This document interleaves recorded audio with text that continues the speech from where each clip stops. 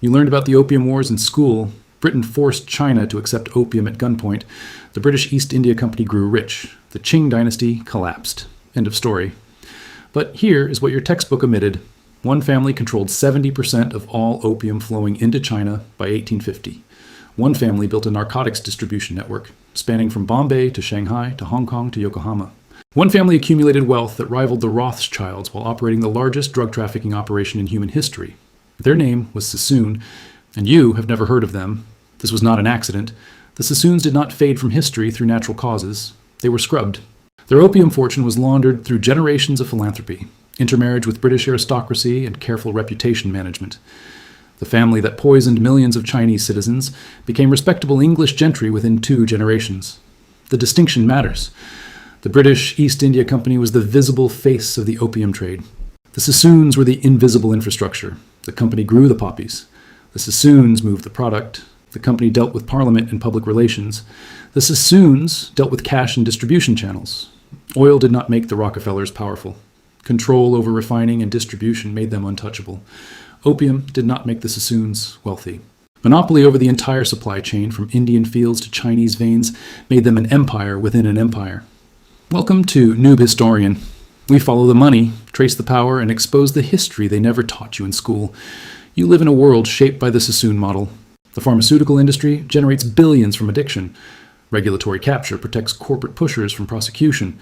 Family foundations and museum wings transform blood money into cultural prestige. The Sackler family did not invent this playbook. They inherited it from the Sassoons, who perfected narco-capitalism 170 years before OxyContin existed. The system the Sassoons built never disappeared. It changed products. It changed names. It stayed in power.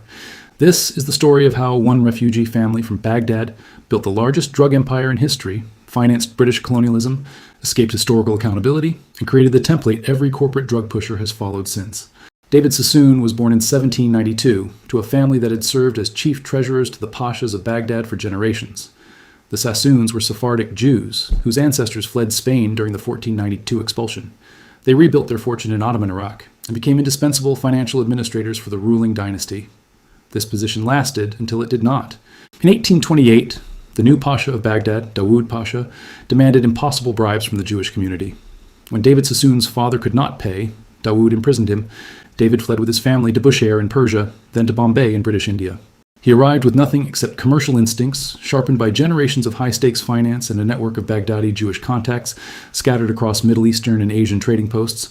Bombay in 1832 was the center of British India's commercial universe. Cotton flowed out. Opium flowed out faster. The British East India Company had transformed India into the world's largest narcotics producer. Bengal and Malwa provinces generated thousands of tons of raw opium annually.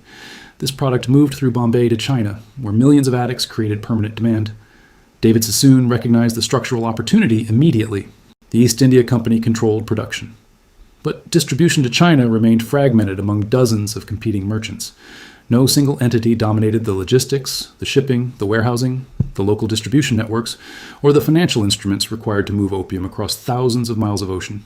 David Sassoon did not enter the opium trade. He engineered a vertical monopoly over it. Within 5 years of arriving in Bombay, Sassoon and Co. had established offices in Canton, Hong Kong, and Shanghai. David deployed his 8 sons across Asia like chess pieces. Each son controlled a node in the growing network. Elias handled Shanghai. Abdullah, later known as Albert, managed Bombay operations. Reuben oversaw the London financial connections.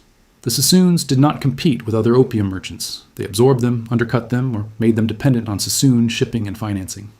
By 1845, Sassoon and Cokers was the largest opium trading house in Asia.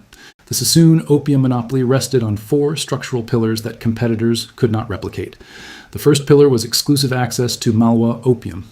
The British government controlled Bengal opium through direct monopoly. But Malwa opium, grown in princely states outside direct British rule, flowed through Bombay and remained open to private traders. David Sassoon cultivated relationships with the government of India and secured preferential contracts that guaranteed Sassoon and Current first access to the highest quality Malwa product. Business correspondence from the David Sassoon Library in Mumbai reveals the strategy. Letters between David and his sons contain specific instructions about maintaining relationships with colonial administrators. The Sassoons loaned money to officials. They provided intelligence about competitors. They made themselves indispensable to the colonial revenue apparatus that depended on opium taxes for approximately 15% of total Indian government income. The second pillar was integrated shipping. Most opium merchants relied on third-party vessels. The Sassoons built their own fleet. This eliminated middlemen, reduced costs, and allowed them to control timing. When prices spiked in Canton, Sassoon ships arrived first. When competitors faced delays, Sassoon product filled the gap. The third pillar was financial infrastructure. Opium trading required massive capital reserves. Ships took months to cross from Bombay to China. Payment systems were unreliable. Currency fluctuations created constant risk. The Sassoons developed a sophisticated system of bills of exchange, warehouse receipts, and credit instruments that let them finance transactions other merchants could not handle. By 1850, Sassoon and Comfort functioned as a private bank for the entire Asian opium trade. Competitors borrowed from them. Shipping companies depended on their credit. Chinese distributors owed them money.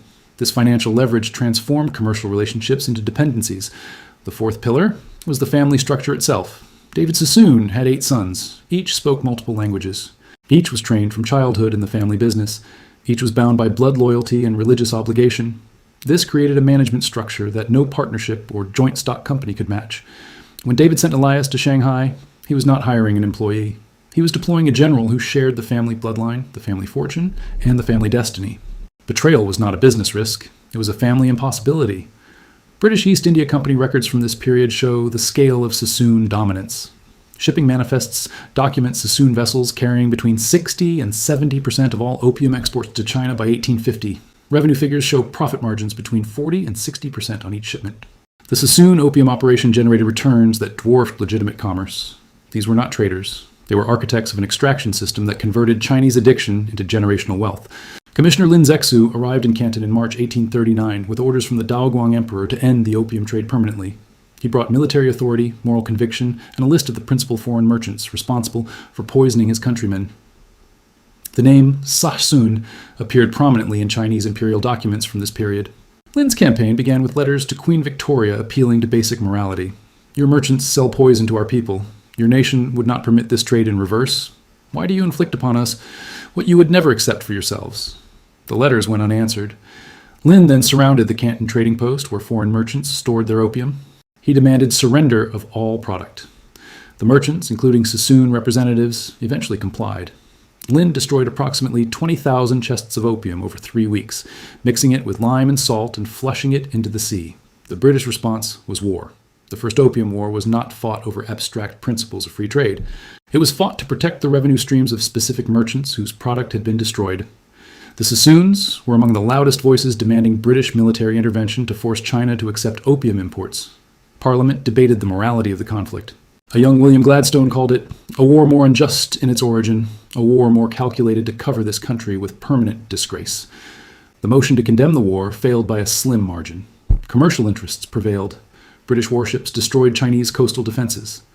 The Treaty of Nanking in 1842 forced China to cede Hong Kong, open 5 treaty ports, and pay massive indemnities. The opium trade was not explicitly legalized, but enforcement became impossible. British gunboats protected British merchants. The Sassoons resumed operations with military backing. The Second Opium War from 1856 to 1860 finished the process. The Treaty of Tientsin formally legalized opium imports. China lost control over its own ports, its own tariffs, and its own population's drug consumption. The Sassoons had their protection guaranteed by treaty. Their monopoly now operated under international law. Chinese imperial archives from this period document the scale of the catastrophe. Opium addiction spread from coastal cities to interior provinces. Estimates suggest between 10 and 20 million Chinese became addicted by 1880. Silver drained from the Chinese economy to pay for imports. The Qing dynasty's fiscal base collapsed. A civilization that had led the world in technology and culture for millennia began its century of humiliation. The Sassoons did not cause this collapse alone, but they were the primary infrastructure through which the poison flowed. Their ships, their warehouses, their distribution networks, their financial instruments, their profits. David Sassoon died in 1864. His sons continued the opium trade for another decade, but the family was already executing a strategic transition that would define their legacy. The opium trade faced increasing pressure. Missionary organizations in Britain campaigned against the moral catastrophe. Chinese reformers demanded an end to the forced trade.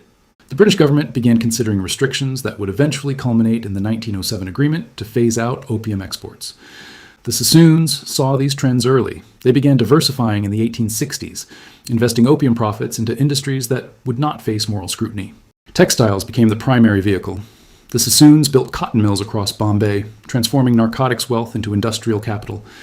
By 1875, Sassoon mills employed thousands of workers and produced millions of yards of cloth. The family that had poisoned China now clothed India. Real estate absorbed another portion of the fortune. The Sassoons purchased prime properties in Bombay, Shanghai, Hong Kong, and London. These assets appreciated across generations, compounding the original opium wealth into permanent family capital. Banking and finance completed the transformation. Sassoon financial networks that had once moved opium money now moved legitimate capital. The family invested in railways, shipping companies, and government bonds. They became respectable Victorian capitalists, indistinguishable from families whose wealth originated in less controversial sources. Parliamentary blue books from the 1857 to 1870 period document this transition. British government inquiries into the opium trade contain testimony about Sassoon operations that reveals both their dominance during the peak years and their strategic withdrawal as public opinion shifted. The Sassoons did not abandon controversial wealth because they developed moral objections. They abandoned it because they recognized the political trajectory and moved their capital before regulations arrived. This was not redemption. It was portfolio management. The third generation of Sassoons completed the transformation from drug merchants to English aristocracy. Sir Albert Abdullah David Sassoon became the first Sassoon to be knighted in 1872. He had been made a baronet by Queen Victoria, who personally admired his philanthropy. His son Edward continued the ascent, becoming close friends with the Prince of Wales, the future King Edward VII. The prince visited the Sassoon estate regularly. He attended Sassoon parties. He relied on Sassoon hospitality and reportedly Sassoon money. Marriage consolidated the family's position. Sassoon women married into British nobility. Sassoon men married daughters of established English families. Within 2 generations, the Baghdadi Jewish refugees had intermarried with families whose lineages traced to William the Conqueror. The family name appeared in society pages rather than business ledgers. Sassoon houses hosted royalty. Sassoon collections filled museums. Sassoon donations built hospitals, libraries, and university chairs. The David Sassoon Library in Mumbai still stands today, a monument to the patriarch who funded it. The building contains archives that document the opium trade. Researchers who wish to understand how the family fortune originated can examine the records. Few do. The library functions as a cultural institution, not an accusation. This pattern of philanthropic rehabilitation follows a consistent logic. Controversial wealth attracts scrutiny. Charitable giving deflects it. After sufficient time and sufficient donations, the controversy fades, the wealth remains.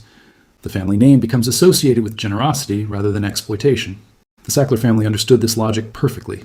The Sackler name appeared on the wings of the Metropolitan Museum of Art, the Louvre, and the Smithsonian.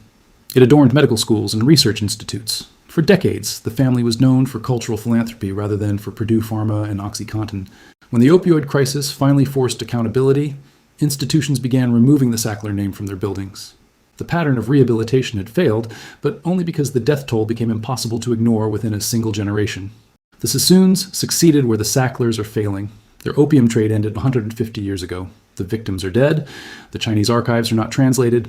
Western historians treat the family as a footnote to British imperial history rather than as its primary narcotics infrastructure. The erasure is nearly complete. You did not learn about the Sassoons because their story reveals uncomfortable truths about how wealth and power actually function. First truth, legality and morality operate independently. The Sassoon opium trade was legal under British law. It was protected by British treaties. It was taxed by the British government, which depended on opium revenue to finance colonial administration. The law did not prevent mass poisoning. The law enabled it. This remains true. Pharmaceutical companies operate within legal frameworks while generating billions from addiction. Financial institutions launder money within technical compliance. Technology companies extract data under terms of service that no one reads. The lesson of the Sassoons is that legality is a tool of power, not a constraint upon it. Second truth, empire requires narcotics revenue. The British Empire did not tolerate the opium trade. It depended on it. Opium taxes financed colonial administration. Opium profits capitalized British banks. Opium leverage forced open Asian markets. Remove the opium trade and British imperial expansion in Asia becomes financially impossible. Modern parallels exist. The war on drugs has produced mass incarceration that supplies prison labor to corporations, pharmaceutical advertising funds media companies that report on pharmaceutical controversies. Financial systems that enable money laundering also enable legitimate international commerce. The infrastructure of exploitation and the infrastructure of civilization share the same pipes. Third truth, reputation can be purchased. The Sassoons spent their opium wealth on hospitals, libraries, and royal friendships. Within 2 generations, their origin story had been rewritten. This is not ancient history. The same process operates now in real time with families whose fortunes derive from opioids, surveillance capitalism, and environmental destruction. Philanthropic giving is not charity, it is reputation insurance. The price of historical rehabilitation is a small percentage of the fortune that requires rehabilitation. The Sassoons calculated this correctly. Fourth truth: historical memory is not natural, it is engineered. You know about some villains and not others. You remember some atrocities and forget others. This is not accident. Families with resources shape how they are remembered. Nations with power shape which crimes enter the historical record, and which are classified, sealed, or simply never mentioned. The Sassoons have descendants who hold positions in British society. The family has maintained connections, preserved archives selectively, and benefited from historians who found other subjects more compelling. The absence of the Sassoon name from your education is the result of decisions made by people with interests in that absence. The historical record exists. Chinese imperial archives name the Sassoons. British parliamentary inquiries document their dominance. Family correspondence reveals their strategies. The evidence was never hidden. It was simply never emphasized. You now possess information that most people will never encounter. The question is what you do with it. The Sassoon system did not end. It evolved. The products changed. The legal structures adapted. The methods of reputation laundering became more sophisticated. But the fundamental architecture remains. Extract wealth from human suffering, legitimize it through time and philanthropy, escape accountability by outliving your victims. This is how dynasties are built. This is how power perpetuates itself. This is the history they never taught you in school. The Sassoons did not disappear from history. They graduated from it. They moved from the chapter about exploitation into the chapter about philanthropy. They traded the role of villain for the role of benefactor. The money trail tells a different story. The ledgers in the British Library tell a different story. The memorials of Commissioner Lin Zexu tell a different story. The bones of millions of opium addicts buried across China tell a different story. We have followed that trail. We have traced that power. We have exposed that history. What remains is for you to decide what it means that the largest drug trafficking operation in human history produced a family of knights and baronets, museum benefactors, and royal companions. What remains is for you to recognize the same pattern operating in the fortunes being built and laundered around you right now. What remains is for you to understand that the official story is always the first lie, and the money trail is always the first truth. The Sassoons knew this. They built their empire on it. They escaped accountability because of it. Now you know it too.